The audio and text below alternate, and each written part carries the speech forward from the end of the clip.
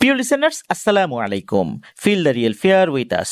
দেশ ও দেশের বাইরে যে যেখান থেকে আফরান দ্য হরর ওয়ার্ল্ডের আজকের হরর নাইট এপিসোডের ৬৬তম আয়োজনের সাথে যুক্ত হচ্ছেন বা পরবর্তীতে হবেন, সকলকে জানাচ্ছি শুভেচ্ছা ও ভালোবাসা। আশা করি সবাই ভালো আছেন, সুস্থ আছেন। প্রিয় লিসেনার্স, যারা যুক্ত হয়েছেন দয়া করে তারা এই ভিডিওর লাইক বাটনে প্রেস করতে কিন্তু ভুলবেন না, আর এই ভিডিওর লিঙ্কটাও শেয়ার করে আরও বেশি বেশি মানুষকে ঘটনাটি শোনার সুযোগ করে দিবেন। প্রিয় লিসেনার্স, আমরা গত হরর নাইট এপিসোডে অর্থাৎ হরর নাইট এপিসোডের ৬৫তম আয়োজনে যে দুটি ঘটনা শেয়ার করেছিলাম তার মধ্যে প্রথম যে ঘটনাটি ছিল, এই ঘটনাটি আমাদেরকে পাঠিয়েছিলেন এম.এ. হোসাইন। ওনার বাড়ি রংপুরে, তবে উনি বর্তমানে গাজীপুরে রয়েছেন। গাজীপুরে একটি সমন্বিত কৃষি প্রকল্পে কর্মরত রয়েছেন। এছাড়া উনি বিভিন্ন জাতীয় দৈনিকেও কাজ করেছেন। আজকের এপিসোডের প্রথম ঘটনাটিও ওনার। চলুন ঘটনায় চলে যাব। আর আপনারা যারা ঘটনা পাঠাতে চান তারা লিখে অথবা রেকর্ড করে যে কোনোভাবেই ঘটনা পাঠাতে পারবেন afnanthehorrorworldbd@gmail.com এই ইমেল অ্যাড্রেসে।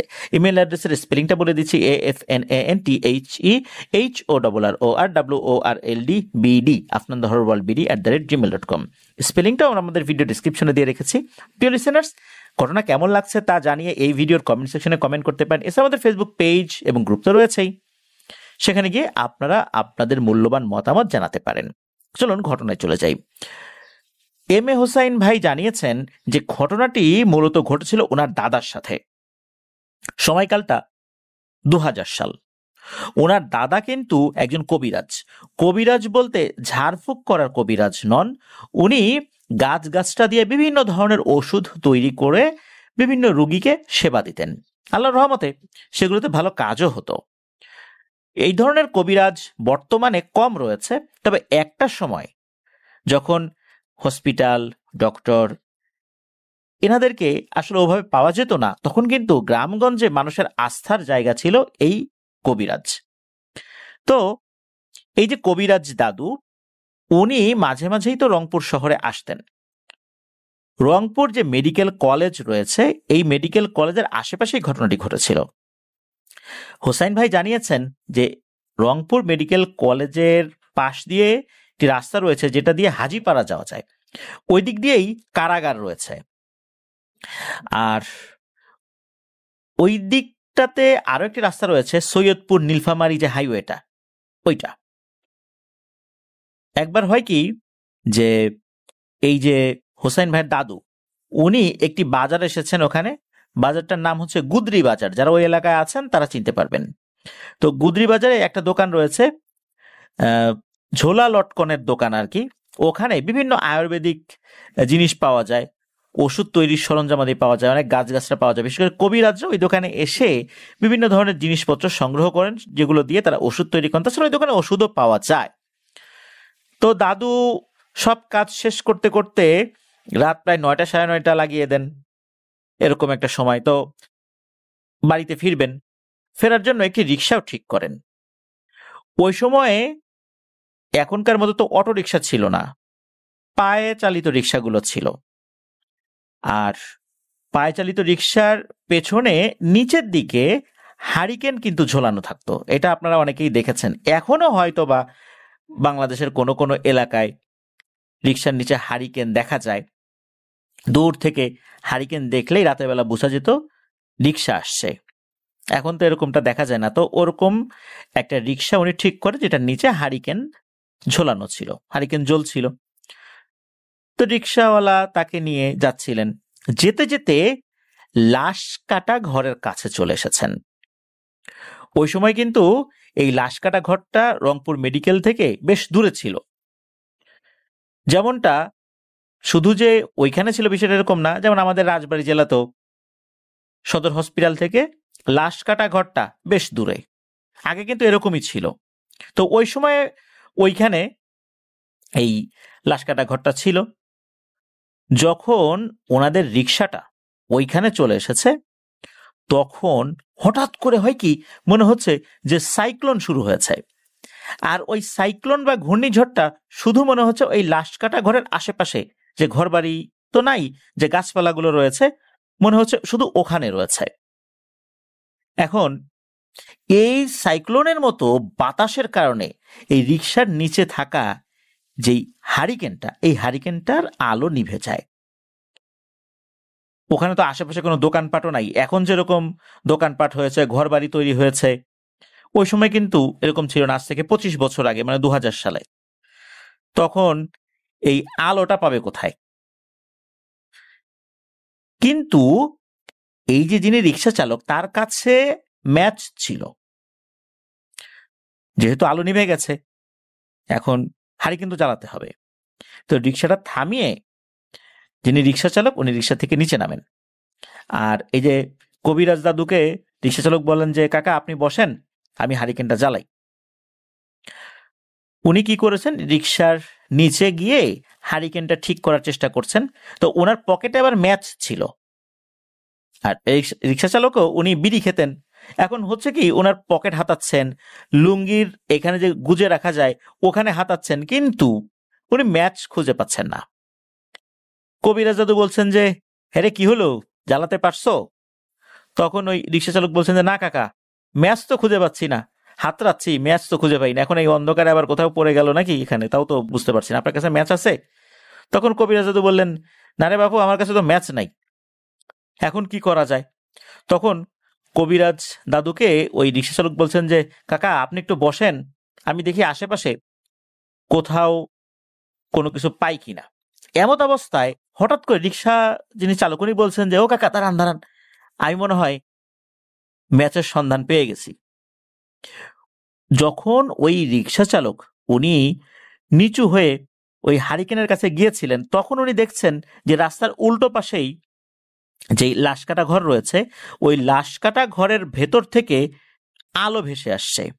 এবং উনি দেখতে পাচ্ছেন যে একটা লোক উল্টো হয়ে বসে আছে, মানে ওই লাশকাটা ঘরের জানালা খোলা, ভেতরে কোনো হারিকেন জ্বলছে, হারিকেনের আলো যেরকমটা হয় আর কি, ওরকম বোঝা যায় যে এটা হারিকেনের আলো, আর উল্টো হয়ে বসে আছে।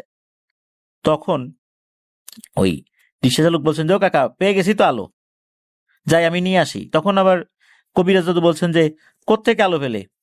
বলে যে, ওই যে দেখেন লাশকাটা ঘরে আলো জ্বলছে, মনে হয় ডোম ভিতরে বসে আছে, আমি ওর কাছ থেকে ম্যাচটা নিয়ে আসি।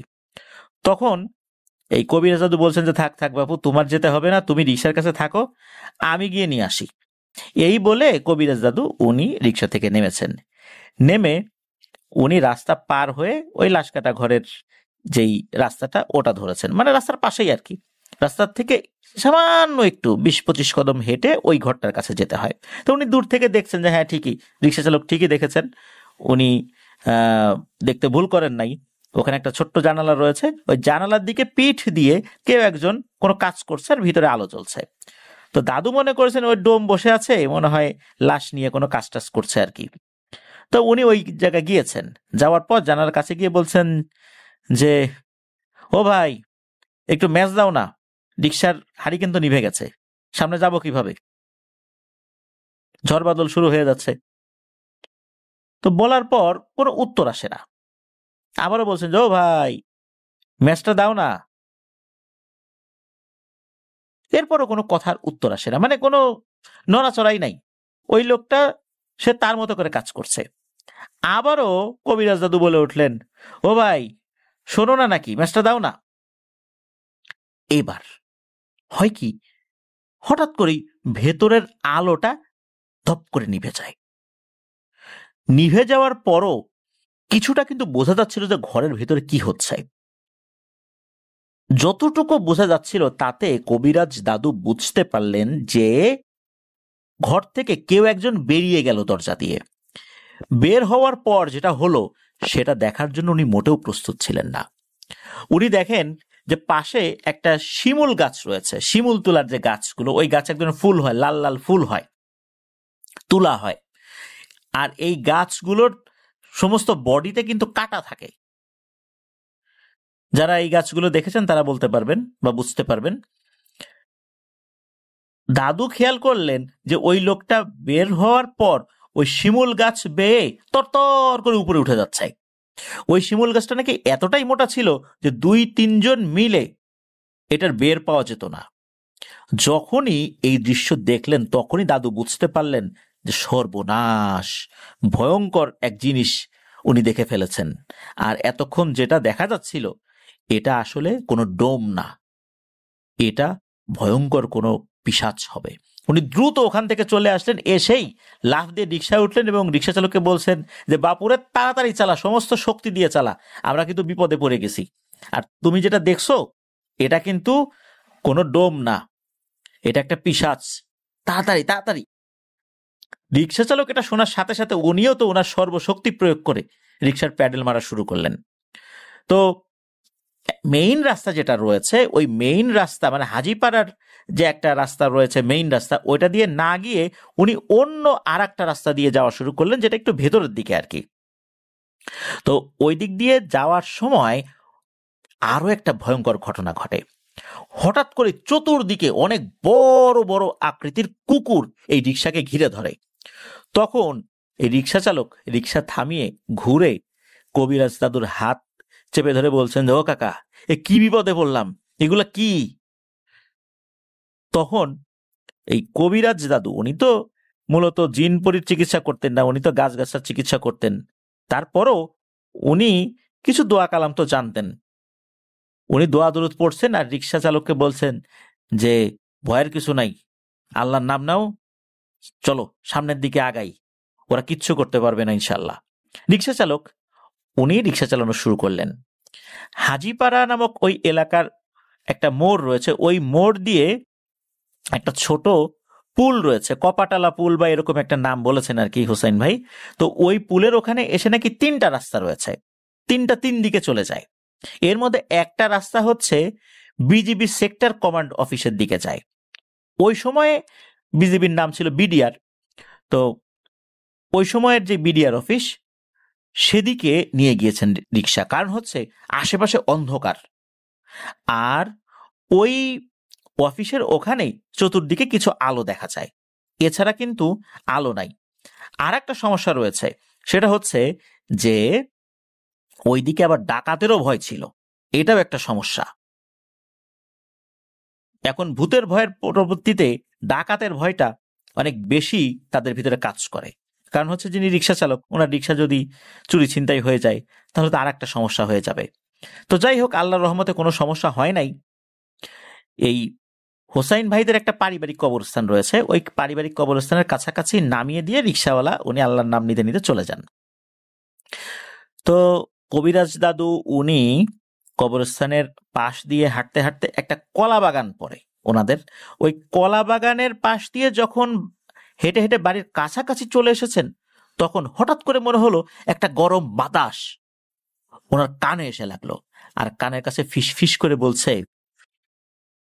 বিরক্ত করেছিলি, তারপরও আজকের মতো বেঁচে গেলি, আবার যদি বিরক্ত করতে আসিস না, হাড় মাংস খেয়ে একদম শেষ করে ফেলবো।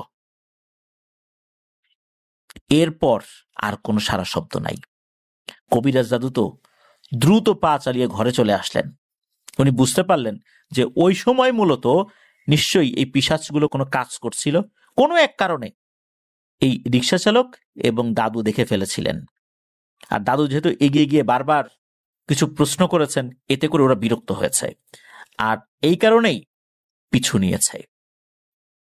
যাই হোক, এই ঘটনার পর এই কবিরাজ দাদুর সাথেও যে কোনো ভয়ের ঘটনা ঘটেছে বিষয়টা এরকম না, আর ওই রিক্সা চালকও কোনো ভয়ের ঘটনা ফেস করেছে বিষয়টা এরকম না। তবে এই ঘটনার মাঝে আরো একটা আতঙ্ক তাদের মনের মধ্যে চেপে বসেছিল, হঠাৎ করে রিক্সার চেইন পড়া শুরু করেছিল। এটা একটা বড় সমস্যা হয়ে গিয়েছিল, কোনো কারণ ছাড়া রিক্সার চেইন পড়া শুরু করেছিল। যাক, আল্লাহর রহমতে তার থেকে ওনারা আসলে বেরিয়ে আসেন, কোনো সমস্যা হয়নি। তো এটাই ছিল ঘটনা। প্রিয় লিসেনার্স, এখন ওই লাশকাটা ঘর বা আশেপাশের এলাকাগুলো বেশ ডেভেলপ হয়েছে, অনেক মানুষজন সেখানে আসা যাওয়া করে, অনেক রাত পর্যন্ত মানুষের আনাগোনা রয়েছে, দোকানপাট হয়েছে, ঘরবাড়ি হয়েছে। আমি এর আগে একটা ঘটনার মধ্যে আমাদের রাজবাড়ী জেলার লাশকাটা ঘর সম্পর্কে বলেছিলাম, তারপর রাজবাড়ির লাশকাটা ঘরের সামনে গিয়ে একটা ছোট্ট ভিডিও করে আমি আমাদের পেজ এবং গ্রুপে দিয়েছিলাম। সেখানে আমি একটা গাছ দেখিয়েছিলাম, যে গাছটি এখন পর্যন্ত আসলে বারবার টেন্ডার হওয়ার পরেও কোনো এক অজ্ঞাত কারণে সেটা কাটা যায় না। আর নতুন যে লাশকাটা ঘরটি হয়েছে সেটার পাশে একটা গ্রিলের ঘর রয়েছে। এখানেই মূলত পূর্বে একটি ছোট্ট ঘর ছিল, উপরে টিন শেড, চারদিকে দেয়াল, দেয়ালের রংটা ছিল অফ হোয়াইট কালার। যারা রাজবাড়িতে পূর্বে মানে এটা দেখেছেন তারা তো বলতে পারবেন। তো এটা আমি অনেকবার দেখেছি ওই ঘরটা, এখনো সেই ঘরটা নাই, পাশে একটা বড় ঘর তৈরি করা হয়েছে। তো এরকম লাশ কাটা ঘরগুলো বাংলাদেশের বিভিন্ন জায়গায় রয়েছে, যেটা হসপিটাল থেকে অনেক দূরে তৈরি করা হতো। রংপুরে কিন্তু এখন ওই রংপুর মেডিকেল কলেজেই ময়নাতদন্ত সম্পন্ন করা হয়, এখন আর নাকি ওইখানে লাশ কাটা হয় না, এটাই আমাদেরকে হুসাইন ভাই জানিয়েছেন। এটাই ছিল ঘটনা। ধন্যবাদ জানাচ্ছি হুসাইন ভাইকে চমৎকার ঘটনা পাঠানোর জন্য। আশা করছি আপনার কাছ থেকে আর অনেক অনেক ঘটনা আমরা ইনশাল্লাহ পাব।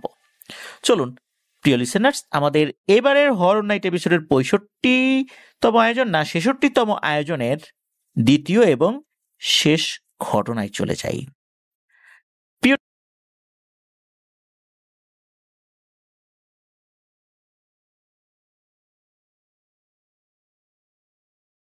প্রিয় লিসেনার্স, আবারও স্বাগতম জানাচ্ছি আমাদের হরর নাইট এপিসোডের 66তম আয়োজনের শেষ ঘটনায়। এখন যে ঘটনাটি আপনাদের সাথে শেয়ার করব, এই ঘটনাটি আমাদেরকে যিনি পাঠিয়েছেন তার নাম মোহাম্মদ মুজাহিদুল ইসলাম মেহেদি। উনি ঢাকার বাড্ডায় রয়েছেন, তবে ওনার দেশের বাড়ি চট্টগ্রামে। উনি বর্তমানে সরকারি তিতুমির কলেজে অনার্স দ্বিতীয় বর্ষে অধ্যয়নরত। ওনার পরিবার চট্টগ্রামেই থাকেন, আর উনি বর্তমানে ঢাকায় বসবাস করছেন। ঘটনাটি মূলত যার সাথে ঘটেছিল তিনি সম্পর্কে এই মেহেদি ভাইয়ের দুঃসম্পর্কের মামা হন, যার নাম নবাব উদ্দিন। এই ঘটনাটি চট্টগ্রাম জেলার সাতকানিয়ার গোয়াজাপাড়া এলাকার, আর সময়কালটা ছিল 1993 সালের ডিসেম্বর মাস। এই নবাব মামার পেশা ছিল মূলত উনি গ্রামের বিভিন্ন জমি, ঘর, এই জিনিসগুলোর চারদিকে যে বেড়া দেয়া হয় না, উনি এই বেড়ার কাজ করতেন। আর বেড়ার কাজ যারা করেন তাদের হাতে সবসময় একটা কাঁচির মতো জিনিস থাকে। এই কাঁচিটা একটা পাতলা কাপড় দিয়ে সবসময় ওনারা পেঁচিয়ে রাখেন। আসলে সবসময় এই কাঁচিটা ওনাদের লাগেই, এটা ওনাদের কাজের একটা অন্যতম টুলস বলতে হবে। উনি সবসময় হাতে রাখেন, যেখানেই যান এটা ওনার হাতেই থাকে। তো ওই সময় এই সাতকানিয়া গোয়াজাপাড়া এলাকাতে সপ্তাহে 2 দিন হাট বসতো, মঙ্গলবার আর বৃহস্পতিবার। সেদিন ছিল বৃহস্পতিবার। মামা আসরের নামাজ আদায় করার জন্য মসজিদে গিয়েছেন এবং রীতিমতো নামাজ পড়ে বাসায়ও আসছেন। বাসায় এসে তখন যখন একটু বসেছেন, মামার মা যিনি, মামাকে বলছেন যে আজকে তো হাটবার, তুই বাজারে গিয়ে কিছু বাজার সদাই করে নিয়ে আয়, ঘরে তো তেমন কাঁচা বাজার নাই। আবার মামারও প্রয়োজন ছিল বাজারে যাওয়ার, কিন্তু বিষয়টা উনি ভুলেই গিয়েছিলেন। মামা যেখানেই যান কাঁচিটা তো হাতেই নেন, উনি কাঁচিটা হাতে নিয়েছেন। তবে সবসময় যেরকম হাতে রাখেন কাজ ছাড়াও, এবার কিন্তু কাজের জন্যই নিয়েছেন, কারণ হচ্ছে কাঁচিটা ধার করাতে হবে, আর নতুন আর একটা কাঁচি কিনতেও হবে। যেই কাঁচিটাতে উনি ধার করাবেন এইটা আসলে অনেকটাই ক্ষয় হয়ে গেছে বিভিন্ন জায়গায় কাজ করতে করতে। মামা দেরি না করে হাতে বাজারের ব্যাগ নিয়ে হাটের উদ্দেশ্যে রওনা হন। গোয়াজাপাড়ার হাট মামাদের বাসা থেকে খুব বেশি দূরে নয়, হেঁটে যেতে 30 থেকে 35 মিনিটের মতো সময় লাগে। আর হাটে যাওয়ার পথে একটা ছোট্ট কালভার্টের মতো ব্রিজ পড়ে। হাঁটতে হাঁটতে একসময় বাজারে গিয়ে উনি পৌঁছান। তারপর মামা বাজারের চারদিকে একটু ঘুরে দেখছেন যে কোথায় কি ধরনের বাজার উঠেছে। ওই বাজারে তখন অনেক মানুষই আসছিলেন আর কি। আর সময়টা যেহেতু শীতকাল ছিল, তাড়াতাড়ি বাড়িতে ফেরত যেতে হবে, শীতকালে সন্ধ্যাটাও একটু তাড়াতাড়ি লেগে যায়। মামা দেরি না করে বাজার ঘুরে বাজার সদাই করতে থাকেন। বাজার সদাই শেষ হওয়ার আগেই হয় কি, মাগরিবের ওয়াক্ত হয়ে গিয়েছে। বাজারে যে মসজিদ রয়েছে, মসজিদের মাইকে মাগরিবের আজান দেওয়া শুরু হয়ে যায়। মামা কি করেছেন, ওনার যেই বাজারগুলো, মানে ওই সময় পর্যন্ত উনি যে বাজারগুলো করেছিলেন, মামার এক পরিচিত বন্ধুর দোকানে বাজারগুলো রেখে মাগরিবের নামাজ আদায়ের জন্য মসজিদে ঢুকে যান। নামাজ পড়ে উনি বের হওয়ার পর বাকি বাজার সদাইগুলো করেন। বাজার সদাই শেষ হওয়ার পর মামা গিয়েছেন কামারের দোকানে কাঁচি ধার করাতে। সেখানে গিয়ে ওনার কাঁচিটা ধার করিয়ে নেন এবং নতুন আরেকটি লোহার কাঁচি কিনে নেন। এইভাবে বেশ কিছুটা সময় কেটে যায়। এদিকে এশার আজানও হয়ে যায়। উনি চিন্তা করলেন যে এখন বাইরে বের হব, একবারে এই মসজিদে এশার নামাজটা পড়ে তারপর বাড়ির দিকে রওনা দেই। তো মামা এশার নামাজ পড়ে বাড়ির দিকে রওনা দিয়েছেন। সাধারণত শীতকালে এই এশার আজান 7টা, সোয়া 7টা, 7:30 এরকম হয়। তবে রাত 8টার আগেই মোটামুটি এশার নামাজ শেষ হয়ে মসজিদ ক্লোজ হয়ে যায়। ওখানেও সেটাই হয়। গ্রামের লোকজন তারা যে যার মতো বাড়িতে চলে গিয়েছেন, আর দোকানপাটগুলো ধীরে ধীরে বন্ধ হওয়া শুরু হয়ে গিয়েছে যেহেতু এশার নামাজ শেষ। মামা উনি তো বাড়ির দিকে রওনা দিয়েছেন, একা একাই যাচ্ছিলেন। যে পথ দিয়ে যাচ্ছিলেন, গ্রামের দুই পাশে তো বিল ছিল ওই সময়, যে রাস্তা দিয়ে যাচ্ছেন আর কি, মাঝে কাঁচা পাকা সরু রাস্তা, মানে কোনো জায়গায় একটু কাঁচা, কোনো জায়গায় পাকা, বেশ লম্বা একটা রাস্তা। তো কোনো কোনো জায়গায় টেন্ডার হয়েছে, ওইটুকু কাজ হয়েছে, পরে আবার কাঁচা, এরকম আর কি। চারদিকে ছিল শুনশান নীরবতা, আর সেই রাস্তা ধরে মামা ধীরে ধীরে বাসার দিকে এগিয়ে যাচ্ছেন। চারদিকে ঘন কুয়াশাও পড়ে গেছে ইতোমধ্যে। রাস্তায় তখন একজন লোকও নাই। বেশ কিছু দূরে ঘরবাড়ির উঠোনগুলোতে লাইটের হালকা আলো দেখা যাচ্ছিল ওই কুয়াশার মধ্যেই। মামার এক হাতে ছিল আগেকার যে ব্যাটারি চালিত টর্চ লাইট যেগুলো ছিল আর কি, ওইটা, আর অন্য হাতে ছিল বাজারের ব্যাগ। বাজারের ব্যাগের মধ্যে ওনার কাঁচিগুলো ঢুকিয়ে রেখেছিলেন উনি। কিছুটা পথ আগানোর পর মামা ওই যে যেই ছোট্ট কালভার্টটা, যেটার কথা একটু আগে বললাম, যে বাজারে যাওয়ার পথে একটা ছোট্ট কালভার্টের মতো পড়ে, ওই জায়গাতে চলে আসছেন। যখন ওই কালভার্টের উপরে উঠেছেন, তখন হঠাৎ করেই মামা একটা কান্নার আওয়াজ শুনতে পান। কোথা থেকে এই কান্নার আওয়াজ আসছে এটা মামা বুঝতে পারছেন না। কান্নার শব্দটা ছিল ছোট বাচ্চাদের কান্নার আওয়াজের মতো। মামা টর্চ লাইট চারদিকে ঘুরিয়ে দেখার চেষ্টা করছেন যে কে কান্না করছে। মামা কাউকেই দেখতে পান না। তারপর মামা আরেকটু এগিয়ে গিয়ে বৃষ্টির একদম একটা পাশে এসে দাঁড়ান। সেখানেও উনি দাঁড়িয়ে টর্চের আলোটা নিচ দিকে মেরেছেন, যে নিচে কেউ আছে কিনা। শীতকাল তো, তখন কিন্তু ওই দিক দিয়ে পানির যে প্রবাহটা ওটা ছিল না। এই ব্রিজটা মূলত দেয়া হয়েছিল মাঠের এই পাশের পানি যেন অপর প্রান্তে পৌঁছাতে পারে, এই জন্য। নিচে কিন্তু তখন শুকনো ছিল। উনি তখন বুঝতে পারলেন কান্নার এই আওয়াজটা ব্রিজের নিচ থেকে আসছে। তখন মামা মনে মনে সিদ্ধান্ত নেন ব্রিজের নিচে নেমে দেখবেন যে কে কান্না করছে। মামা কিন্তু বেশ সাহসী একজন মানুষ ছিলেন। জিন ভূত বিশ্বাস করলেও জিন ভূতের ভয় ওনার মধ্যে খুব কম ছিল। উনি অনেক সময় অনেক রাত করে বাড়িতে ফিরেছেন, যেহেতু কাজ করতে যান। ওই কাজটা শেষ করে আসতে আসতে অনেক সময় রাত হয়ে যেত। অনেক সময় চুক্তিভিত্তিক কাজ থাকতো যে এই কয়েকদিনের মধ্যে শেষ করতে হবে। তখন কিন্তু ওনাকে অনেক রাত পর্যন্ত কাজ করে, কাজ শেষ করে বাড়িতে ফিরতে হতো। এই জন্য বাসায় একা একা রাতের বেলা ফেরা বা গভীর রাতের বেলা এভাবে ফেরার অভ্যাসটা ওনার নতুন কিছু না। উনি চিন্তা করেছেন যেহেতু বাচ্চার কান্নার আওয়াজ আসছে, নিশ্চয়ই এইদিকে কোনো বাচ্চা খেলতে এসে রাস্তা হারিয়ে ফেলেছে, এখন বাসায় ফিরতে পারছে না, বাসাও চিনতে পারছে না, তাই ভয় পেয়ে ব্রিজের নিচে বসে কান্নাকাটি করছে। এরকমটাই হবে হয়তো। মামা বাজারের ব্যাগটি ব্রিজের উপর রেখে ব্যাগ থেকে কাঁচিটা নিয়ে উনি নিচে নামতে থাকেন। বুদ্ধি করে এই কাজটি করেছিলেন। তবে উনি কাঁচিটা হাতে নিয়েছিলেন এই কারণে যে যেহেতু রাতের বেলা উনি নিচে নামছেন, আবার সাপটাপ থাকে কিনা, পোকামাকড় থাকে কিনা, এই জন্যই মূলত কাঁচিটা হাতে নিয়েছিলেন। এরপর উনি যখন নিচে নেমেছেন, সত্যিই দেখেন ব্রিজের নিচে 5 থেকে 6 বছর বয়সের বাচ্চার মতো একটা বাচ্চা হাঁটু মুড়ে বসে আছে। বোঝা যাচ্ছে তার পরনে সাদা স্যান্ডো গেঞ্জি এবং ছোট্ট একটি হাফ প্যান্ট। মামা বাচ্চাটিকে দেখে একটু অবাকই হন। এই শীতের রাত্রে কোনো ধরনের গরমের পোশাক নাই শরীরে, এই বাচ্চাটা কিভাবে বাড়ি থেকে বের হলো, তার মা বাবাও কিভাবে বাড়ি থেকে তাকে বের হওয়ার অনুমতি দিল। বিকালে বের হলেও তো তার শরীরে হালকা গরম পোশাক থাকবে, কিন্তু না, কোনো গরমের পোশাকই তার শরীরে নাই। আর এখন পথ হারিয়ে এই শীতে কষ্ট পাচ্ছে। তো মামা এসব মনে মনে ভেবে মনে মনে নিজেও কষ্ট পাচ্ছিলেন। মামা বাচ্চাটিকে বলেন যে, হ্যাঁ রে গেদা, তুই কে রে, তোর নাম কি, তোর বাসা কোথায়, আর এইখানে কিভাবে আসলি? ওই বাচ্চা কোনো উত্তর দেয় না। ওই যে হাঁটুর ভিতরে মুখ লুকিয়ে সেরকম কেঁদেই চলছে। মামার দিকে তাকাচ্ছেও না পর্যন্ত।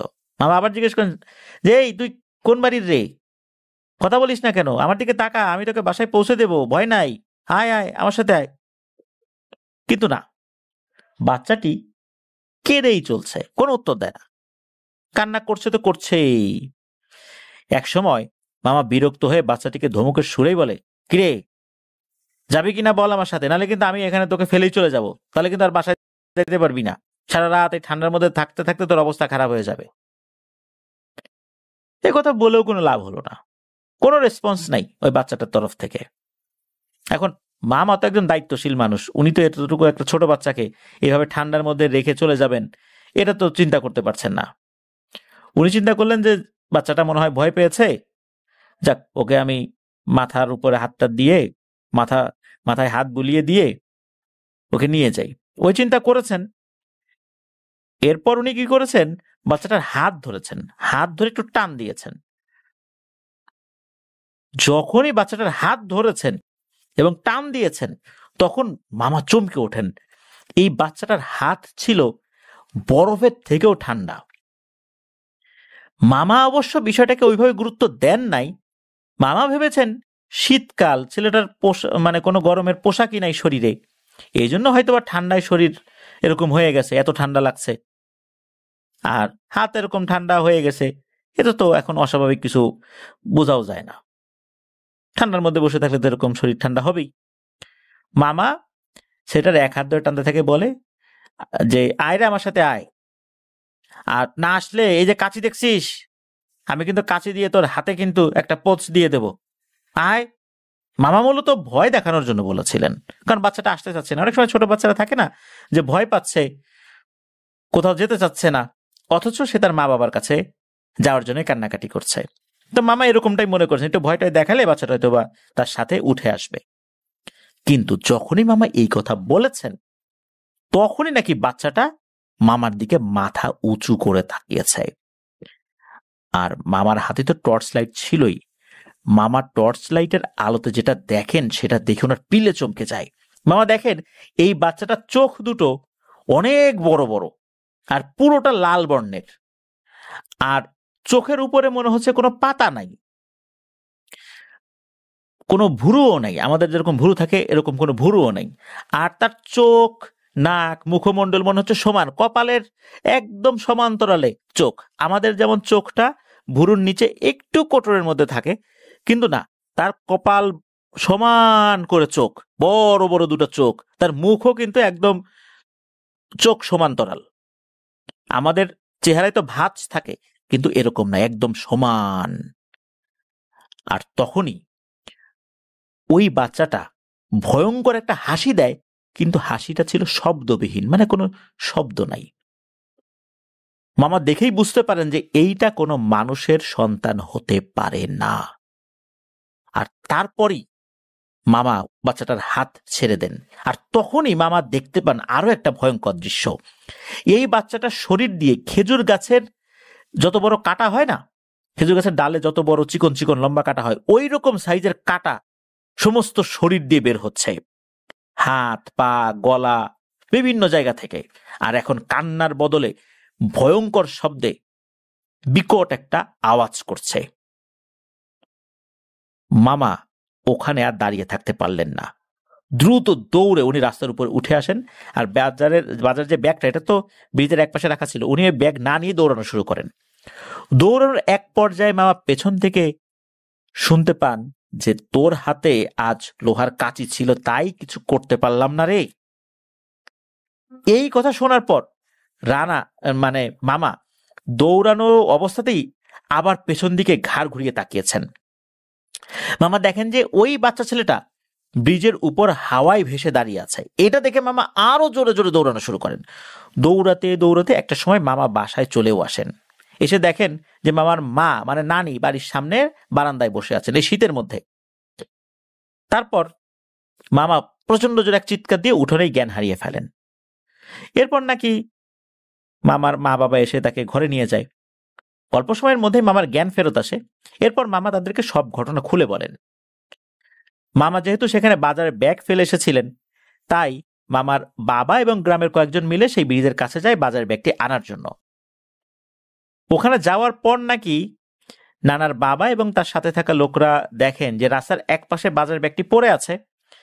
বাজারের ব্যাগের মধ্যে যে সমস্ত সবজিগুলো ছিল, কাঁচা সবজি, সেগুলো চারদিকে ছড়িয়ে ছিটিয়ে আছে, এছাড়া আর কোনো কিছুই নাই। অথচ মামা কিন্তু কই মাছ, খাসির মাংস এগুলো কিনেছিলেন। তাহলে এগুলো কোথায় গেল? ওনারা বুঝতে পারেন এইগুলো সেই অশরীরই খেয়ে ফেলেছে।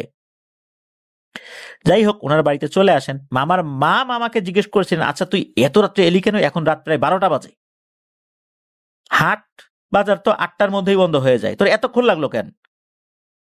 তুই যদি একদম আস্তে আস্তে হাঁটিস তাও তো 45 মিনিটের উপরে লাগার কথা না, আর যতটুকু সময় ভয় পেয়েছিস এটাও তো 15 মিনিটের উপরে হওয়ার কথা না।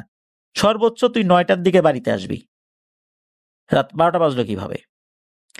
এই কথা শোনার সাথে সাথে মা বলে, আরে এত রাত হবে কেন? কি বলো? আমি তো 8টার পরেই বের হইছি। তারপর তো এই ঘটনা, বাসায় এসে জ্ঞান হারাই ফেললাম। এত তো দেরি হওয়ার কথা না। সত্যি মামা কিন্তু রাত 8টার সময় বাজার থেকে হাঁটা দিয়েছিলেন। খুব বড় জোর রাত 10টাই বাজতে পারে, কিন্তু রাত 12টার মতো কেন বাজলো? বা 12টার কাছাকাছি সময়টা কেন হলো? ওই রাত্রে মামার অনেক জ্বর এসেছিল। পরের দিন মসজিদের এক ইমাম সাহেবকে এই ঘটনাটি খুলে বলা হয়। তখন অবশ্য মামার জ্বর ভালো হয়নি, কিছুটা কমেছে। মামার সব কথা শুনে ইমাম সাহেব উনি পানি পড়া খাইয়ে দেন, ঝাড়ফুঁক করাই দেন। ইমাম সাহেব পরবর্তীতে রুকিয়ার মাধ্যমে জানতে পেরেছিলেন ওই জিনটা নাকি বাজার থেকেই মামার পিছু নিয়েছিল। বাজারে একটা বড় নিম গাছ আছে, ওইখানে নাকি ওই জিনটা থাকতো। মামা যখন কই মাছ কিনেছিল তখন নাকি ওই কই মাছগুলো জিনের খুব পছন্দ হয়েছিল। মূলত সেই কই মাছগুলো খাওয়ার জন্যই সে এত ছল চাতুরের আশ্রয় নিয়েছিল। তবে মামাকে সে ক্ষতি করত কিছু, যেহেতু লোহার কাছে ছিল হাতে, এই জন্য আল্লাহর রহমতে ক্ষতি করতে পারেনি। মামা যদি বাজারের ব্যাগের সাথে ওই বাজারের ব্যাগের ভেতরে যেই কাছে ছিল ওইটাও যদি ব্রিজের উপর রেখে নিচে নামতেন, তাহলে কিন্তু ওনার কোনো না কোনো ক্ষতি অবশ্যই হতো। যাই হোক, এই ঘটনার পর থেকে মামা রাত করে ওই ব্রিজের উপর দিয়ে কখনো আসতেন না। রাত হলে উনি অন্য পথ দিয়ে আসতেন, আর যদি ব্রিজের উপর দিয়ে একান্ত আসতেই হতো কখনো একা আসতেন না। আর রাতের বেলা উনি সাধারণত পথ ঘুরে অন্য পথ দিয়ে বাড়িতে আসতেন। এটাই ছিল ঘটনা। আমাদেরকে মেহেদী ভাই জানিয়েছেন যে সাতকানিয়াতে আরো অনেক ঘটনা ওনার জানা আছে, যেটা সাতকানিয়াতে ঘটেছিল, বিশেষ করে নানুর বাড়িতে। সেগুলো পর্যায়ক্রমে আমাদেরকে পাঠাবেন, আমরা অপেক্ষা করব সেই ঘটনাগুলোর জন্য। ধন্যবাদ জানাচ্ছি মুজাহিদুল ইসলাম মেহেদী ভাইকে এবং হোসাইন ভাইকে আপনাদের চমৎকার দুটি ভয়ের ঘটনার জন্য। আশা করছি আপনাদের কাছ থেকে প্রতিনিয়তই আমরা ঘটনা পেতে থাকবো, আর এভাবেই আরো অনেকটা পথ আফনান দ্য হরর ওয়ার্ল্ডের লিসেনারদের সাথে আমরা পাড়ি দিতে পারবো ইনশাল্লাহ। প্রিয় লিসেনার্স, আজকের এপিসোড কিন্তু একদম শেষ দিকে, এখন বিদায় নেবার পালা। আর বিদায় তো নিতেই হবে। বিদায় নেওয়ার পর আবার পরবর্তী এপিসোড নিয়ে হাজির হওয়ার প্রস্তুতিও শুরু হবে। এভাবেই প্রতিনিয়তই আপনাদের সাথে আমাদের পথ চলা চলমান রয়েছে। আমাদের জন্য দোয়া করবেন, আপনাদের জন্য দোয়া রইল। আল্লাহ আমাদেরকে ভালো রাখুন, সুস্থ রাখুন, নিরাপদে রাখুন, আফনান দ্য হরর ওয়ার্ল্ডের সাথে রাখুন। আমাদের পরিবার পরিজনকেও আল্লাহ সুবহানাহু ওয়া তাআলা আপদ বিপদ বালা মুসিবত থেকে হেফাজতে রাখুন। বাংলাদেশকে আল্লাহ তাআলা হেফাজতে রাখুন। আসসালামু আলাইকুম। প্রিয় লিসেনার্স,